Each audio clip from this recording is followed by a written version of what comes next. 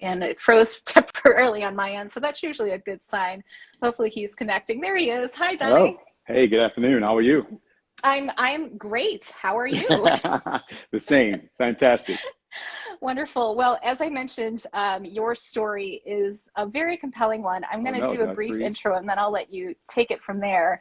So, you were born originally in Baltimore. You have a Bachelor of Science in Mathematics from Clark Atlanta University. And you're no dummy. You have a second degree in industrial engineering from Georgia Tech as well. And you worked in IT and healthcare systems before switching careers in 2003. Where I'm going to let you take it from there. Why don't we first start with you telling us about how your career switched from IT and healthcare systems to wine, and then later we can talk about how you started your own business. So go ahead, Donnie. Yeah, I mean, listen, I was a child that was pretty good at math growing up, and this was during the time where STEM was really just starting to take off, especially for young African American kids. So I was told that I should go to school to be an engineer. So I followed that path, not by my own volition, more just because that's what I was told to do. And studied mathematics, industrial engineering, ended up in Clark Atlanta University, and then finished my degree at Georgia Institute of Technology. From there, I entered the highly competitive IT consulting field, late 90s, when all the consulting firms were starting their IT arms program, but quickly realized that wasn't the path for me. But it was too late, right? I had already gone to school, had the degree, spent the money. My mother always said I would have to pay her back if I didn't do it. So I did that. And then I quickly realized, like I said, that wasn't really the path for me, but I stuck it out for a couple of years. And then one day I just got a random call from a friend who said, "Hey, I'm working on some promotions for said spirit brand. I need some help. My guy called out tonight. Would you like to go out and hand out drink tickets in the nightclub and get it for free?" And I said, "Of course, yes." Well, you're being a little bit modest because you ended up promoting.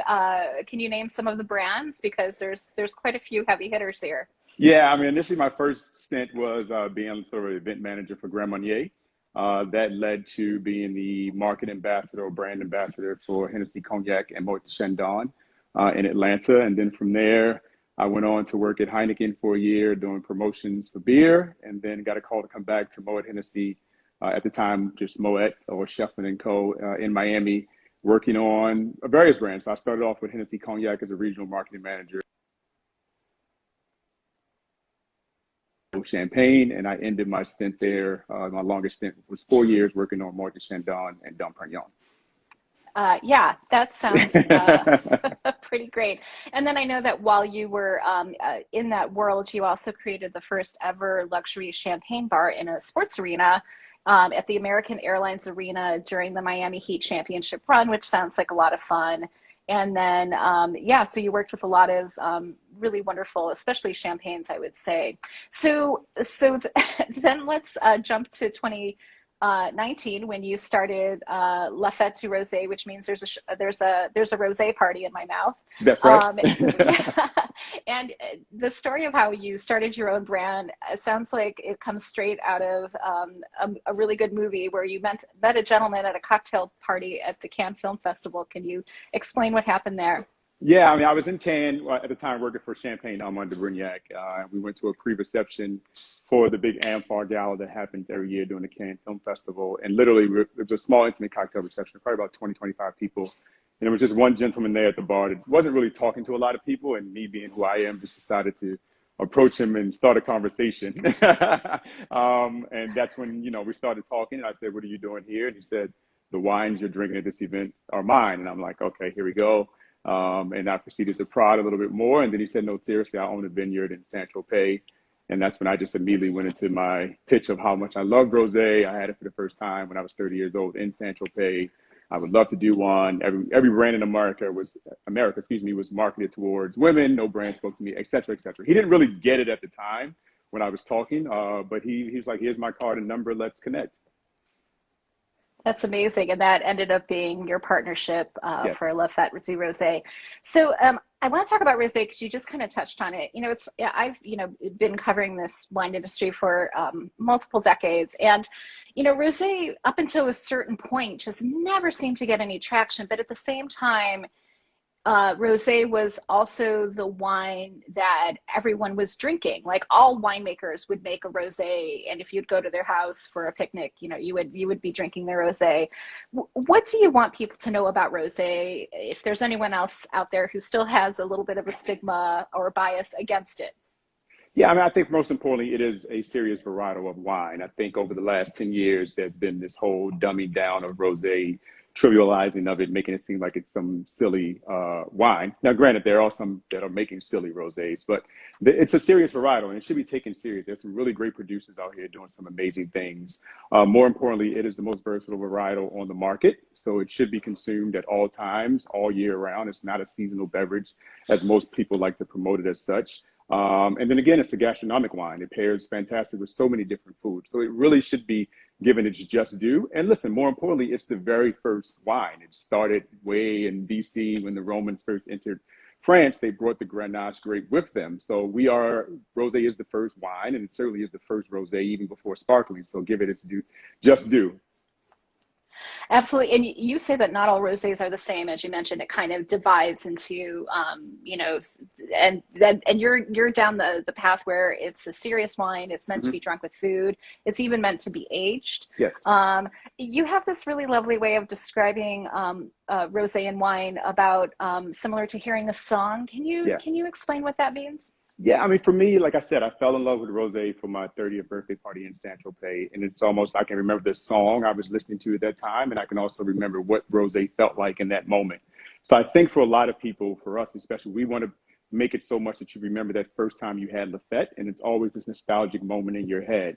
Much like music, wine is subjective, of course, but you can always remember where you were when you heard that great song, that one great song. And we want Lafette to be that same feeling. We want you to have that same feeling when you take a glass of Lafette.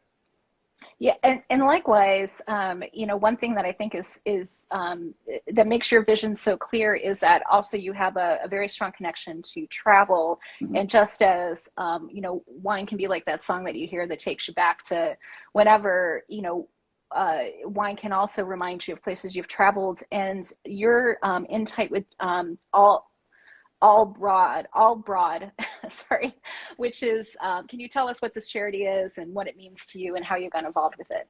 Yeah, so we're involved with All Abroad Inc. It is a All broad. charity that sends underserved and underprivileged kids on their first travel experiences, usually in high school. And for me, travel was really transformative for me. Postgraduate, I did a lot of traveling. I think that was more beneficial than really the collegiate experience because it really opened my eyes to the world and introduced me to so many different people. And you really learn so much about yourself also when traveling the world.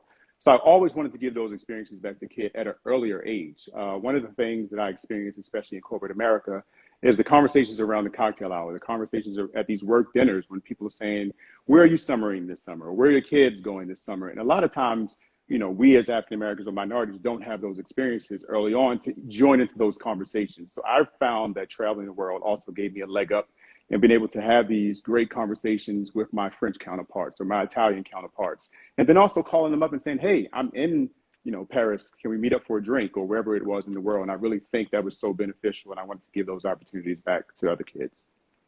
Oh, wonderful. And so, as I mentioned, I do have the rosé in my hand, but you also have La Fête Blanc, which Mm-hmm. I also was researching this morning. When did this come into the lineup? So this just really joined us at the end of August. It's a limited edition run, only 6,000 bottles. And I had this wine when I visited the winery, and I absolutely fell in love with it. And I just felt like Provence white blends weren't getting the just due, again, much like rosé in the United States, because there's fantastic wines being made. And typically a lot of them are only sold at the estate or within the region. But I wanted to bring that wine, the white blend, to the United States and then bring some gravitas back to it. So we call it our Blanc de Blanc. Originally, Blanc de Blanc was used on still wine before champagnes. So we want to really just elevate the whole category, once again, bringing that spotlight on Provence, making sure it's taken seriously as a real wine region. Oh, well, that's a great story. I actually didn't know that about the Yeah. history of Blanc de Blancs. That makes a lot of sense. And both wines are beautiful to me. They have this really luscious texture. And then I kind of hate hearing myself describe wines out loud sometimes, but the rosé this morning, because I got a little bit of that minerality that I Hmm. really like, and that kind of makes your mouth water. And it reminded me of, if you ever take like a piece of really ripe watermelon and put some Yep. Malden sea salt on it, that's Yep. exactly what I was getting there. So, okay, I want to move.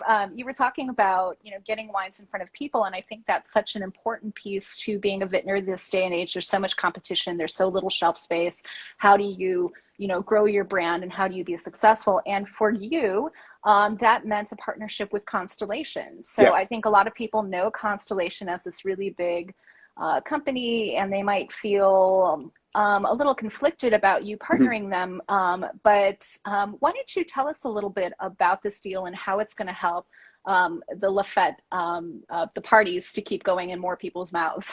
Absolutely. So we're the first recipient of their minority investment fund. They created a fund as a result of everything that was happening,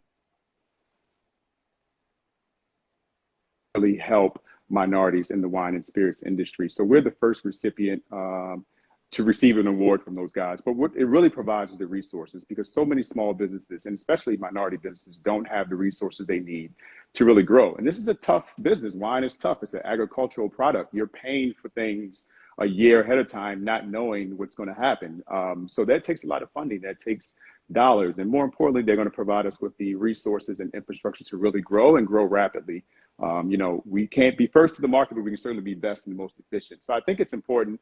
And for us, we want to make sure that we're successful, so we're not the only one. And there's more people that are receiving these funds as well. But I think it's fantastic what they're doing.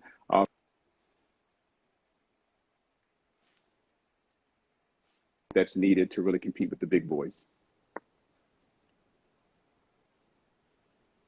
Oh, sorry, Donna, you just froze for just a minute there, but you were saying you think it's really fantastic what they've done. So, and I Yeah, completely agree. Yeah. yeah. And when we had talked before, you mentioned that they'll be bringing expertise and efficiencies, Mhm. which, you with your, highly skilled mind, math, brain, engineering efficiencies are important to you, which I Yes. think is really great.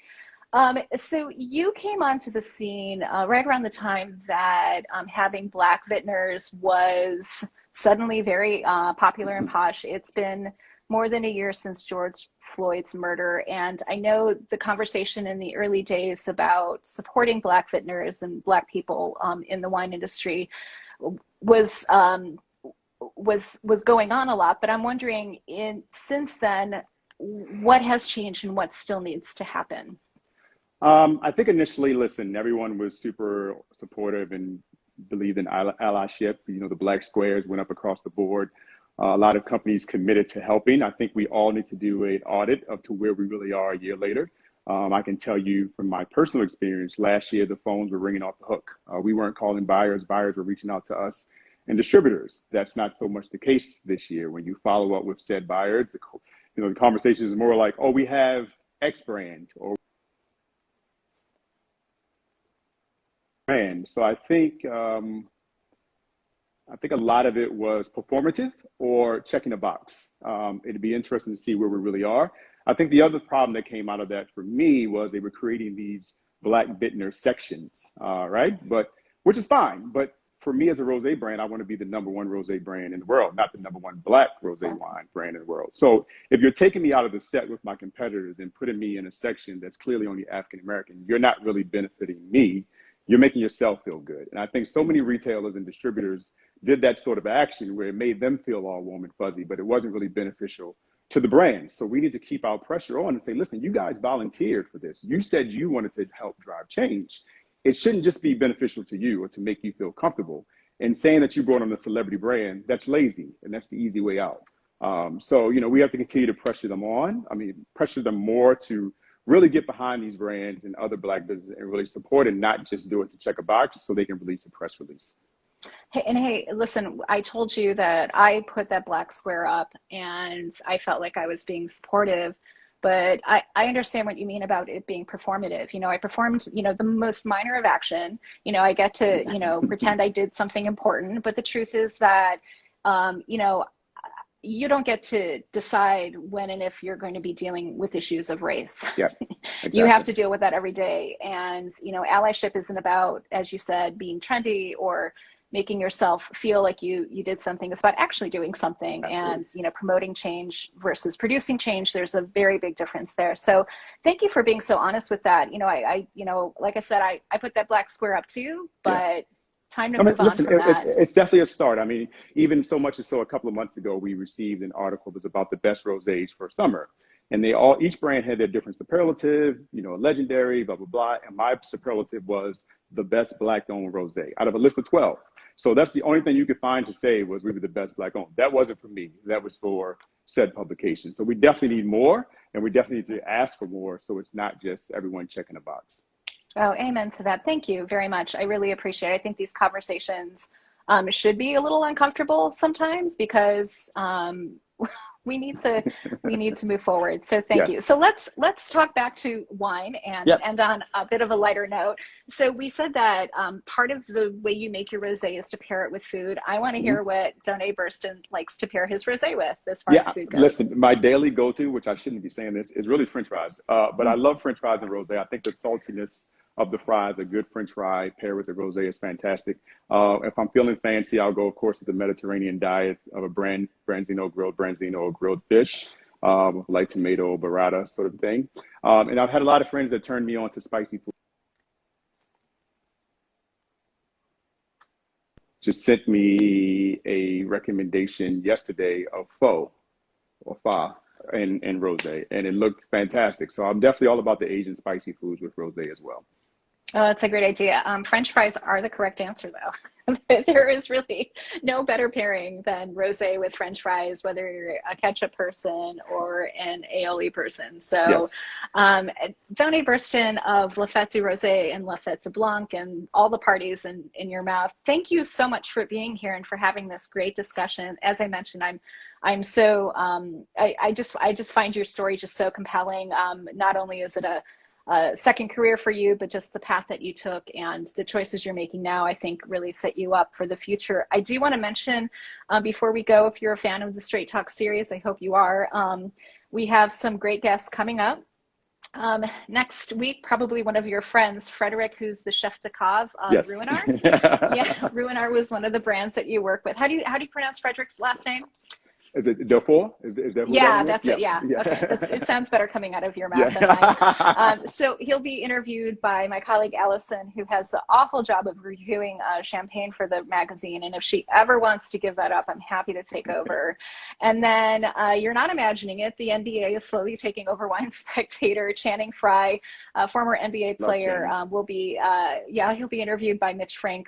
He's one of the owners of Chosen Wine Family, along with Kevin Love and a couple other friends. And it's just the sweetest story about friends who had a common goal and are making some great wines out of Oregon. And don't forget our Instagram archives where you can find previous conversations we've had. And they're not all NBA players, just a few of them. So, Doné Burston, thank you so much for being here. It's truly a pleasure to share these wines with you.